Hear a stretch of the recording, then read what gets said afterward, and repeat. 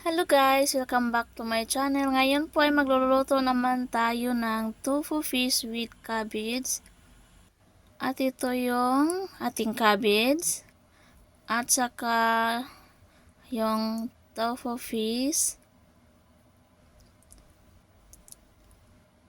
So, ito po ang ating recipe ngayon. Tofu fish with cabbage.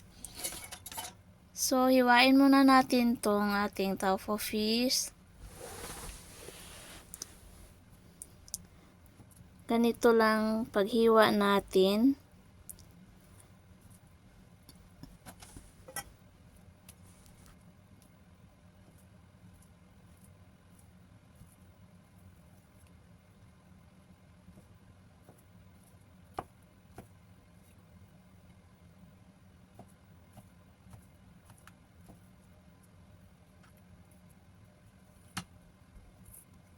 At isunod naman natin yung ating cabbage. Yung cabbage nga pala, hindi ko siya hindi lahat yan guys.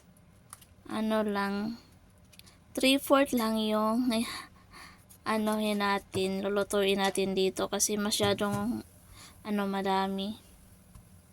Konti lang kaming kakain kaya hindi natin lahat to lulutuin.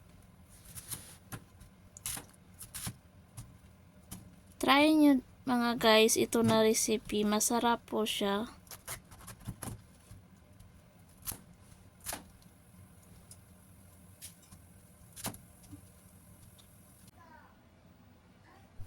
At ito na po siya. Tapos ko nang nahiwa at nahugasan ko na din yung cabbage.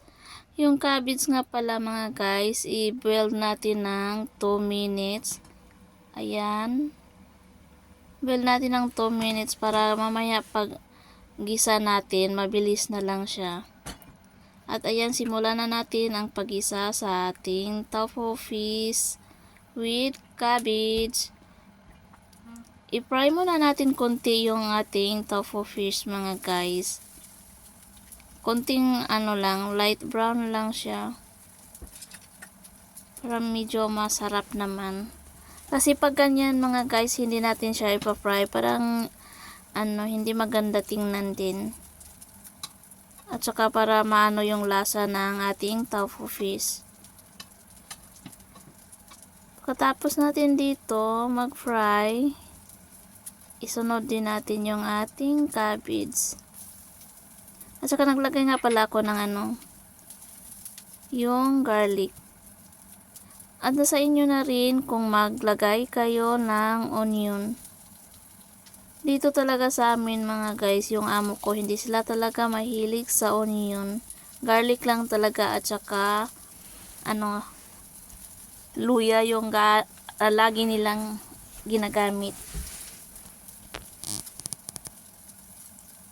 Nilagay ko na yung garlic para naman masabay sila sa pag ng ating tofu fish.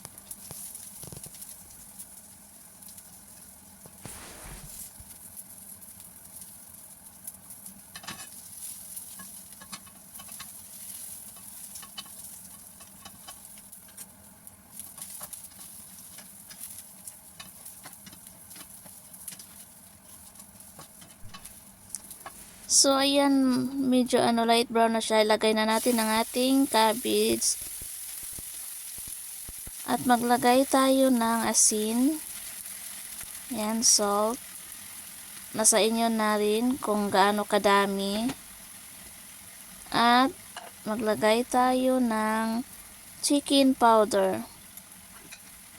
At hindi mawawala yung sugar, yung pangpalasa namin, sugar talaga. Ayaw nila ng maglagay naman kami ng mga guys, yung chicken powder, pero maglagay pa din ng sugar. Sanay sila sa may sugar na yung malasahan nila. At maglagay din tayo ng konting water para maano naman siya, yung lasa mahalo. So, ayan mga guys, pwede na yan kasi nakaboil na yung ating cabbage. Yan, mabilis lang. Ayan na po siya mga guys. Thank you for watching. See you next time.